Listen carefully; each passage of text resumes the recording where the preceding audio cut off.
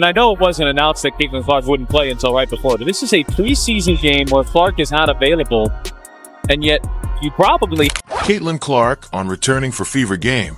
Sophie Cunningham reacts. In a preseason game that was anything but friendly, the Indiana Fever showed something we rarely saw last season. Toughness, unity, and the willingness to stand up for each other. Even with Caitlyn Clark sidelined with a nagging left leg, the Fever proved they're no longer a team to be pushed around. It was the birth of a new identity for the Indiana Fever, one where players like Cunningham, Hull, and Bonner showed they won't back down from anyone. In this video, we'll break down everything that happened, Sophie and the Fever's spicy response, and how the Washington Mystics reacted post-game after the bullying. The crowd roared as soon as she appeared, but the energy Caitlyn Clark had this time was different. Stephanie White's stunned reaction said it all. Even though no cameras were rolling, what she whispered off the microphone stunned everyone around her. Sophie Cunningham just torched the Washington Mystics, and no, we're not talking about a polite little, "excuse me," on the court. We're talking full-on basketball vengeance. Oh, and did I mention? The Indiana Fever snatched a win without Caitlyn Clark. The Indiana Fever faced off against the Washington Mystics, two teams that have been elbow-deep in WNBA tension all season. Only this time, things escalated quickly. The Fever were down a star. Caitlyn Clark, the rookie phenom and walking media magnet, was out. And you know how the haters are. Some folks live for any chance to say, "Oh, let's see if Indiana can win without her." Well, they did. And it wasn't just a win. It was a statement. Now, here's where it gets messy. During the matchup, the Mystics weren't just aggressive. They were downright hostile. We're talking hard screens, shoves, off-ball bumps, the kind of accidental contact that makes you think, was that really part of the play? Word around the league is that the Mystics have been trying to send a message. You know, that old school, "We're not scared of your highlight reels" kind of toughness. But according to fans and some analysts, it crossed the line from competitive to combative. And while Caitlyn Clark wasn't there to absorb those hits this time, it looked like the Mystics were still in bully mode. But oh honey, this is where Sophie Cunningham flipped the script like a plot twist in a telenovela. Sophie's no stranger to playing tough.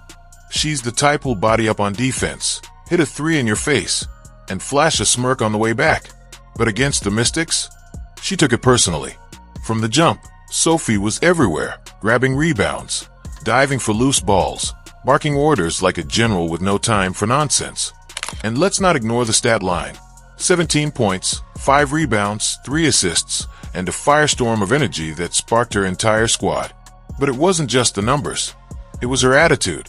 Sophie wasn't just playing to win. She was playing to make a point. Midway through the third quarter, the tension exploded. Sophie got tangled with a Mystics forward, who had already delivered a few too many accidental shoulder bumps throughout the game. This time, Sophie had had enough. She stood her ground, gave that "don't try me" stare that could melt steel, and barked back loud enough for everyone courtside to hear. And guess what? The refs let it ride. Why? Because Sophie wasn't instigating, she was responding. And from that moment on, the Fever lit up. They went on a 12-2 run, completely flipping the game. And the Mystics? Well, they looked stunned. Like the Bullies finally met someone who punched back. After the game, the Indiana Fever locker room was absolutely buzzing. The energy wasn't just about the W. It was about the resilience. Winning without Caitlyn Clark? That's one thing. Winning with heart, fire, and fight? That's a whole new level. Sophie was seen laughing, smiling, and hyping up teammates like she just won a championship. And the message was clear. This team is more than just one superstar. Reporters caught her saying, "We're here, we're tough, and we're not going to back down just because people think we're soft." Oop, shots fired, without even needing a three-pointer. Sophie Cunningham just activated Big Sister mode and dragged the whole Fever team to victory. Don't mess with her. Mystics came to bully. Sophie came to lead. The difference? One wins games. The other wins drama. Even some WNBA veterans chimed in, praising Sophie for standing tall and giving the Fever the spark they needed. Of course, the million-dollar question, where was Caitlyn Clark? Turns out, Caitlyn was sidelined due to rest and a minor tweak in her ankle. Not serious, just precautionary. But ironically, her absence may have been the best thing that could have happened for Indiana that night, because it gave the rest of the team room to breathe and shine. And shine they did. Grace Berger stepped up with 13 points. Nalissa Smith was dominant in the paint. And of course, Sophie took center stage. The WNBA is in a moment. Ratings are up. Attendance is booming. Caitlyn Clark has drawn millions of new eyes to the league. But there's a growing concern. Some teams have turned that attention into animosity. Everywhere Caitlyn goes, she gets targeted. Hard fouls, cheap shots, trash talk. It's becoming a pattern. And while the Mystics might not have had her to go after this time, that same energy was still in the building. But what teams like Indiana are proving is that they won't let the league turn into a gladiator ring.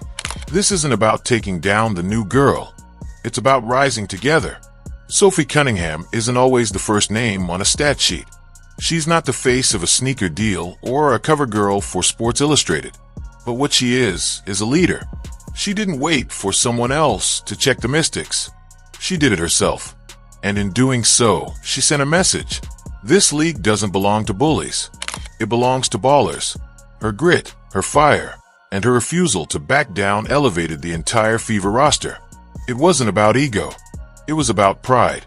About protecting her squad. About standing tall in the face of intimidation. And let's be honest, those are MVP vibes, whether the trophy says it or not. This game wasn't just another notch in the standings. It was a turning point. Whether it's intentional or not, there's been a culture war brewing in the WNBA. Old school versus new fame. Veterans versus viral stars.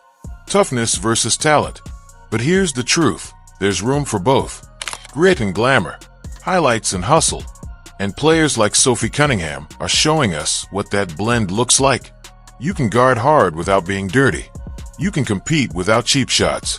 And you can win, together, without dragging someone else down. With this win, the Indiana Fever now move one step closer to shaking off their underdog status. Caitlyn Clark is expected to return soon. And now she's coming back to a team that just proved it doesn't need her to carry. It needs her to add to the mix. And the chemistry. It's cooking. Sophie's fire, Nalissa's power, Caitlyn's vision, it's starting to click. If they can stay healthy, stay focused, and stay together, this could be a playoff team sooner than we thought. Don't underestimate Sophie Cunningham. She's got fire, finesse, and fight. The Mystics may bring the elbows, but the Fever brought the smoke, and the scoreboard doesn't lie. And lastly, maybe, just maybe, we all owe the Fever a little more respect. Was Sophie in the right to clap back on the court? Do the Mystics play dirty or just old school tough? And do you think the Fever are legit without Caitlyn Clark? Drop your thoughts in the comments, and let's get that conversation going. If you enjoyed this video, don't forget to like, subscribe, and ring the notification bell for more updates. Thanks for watching.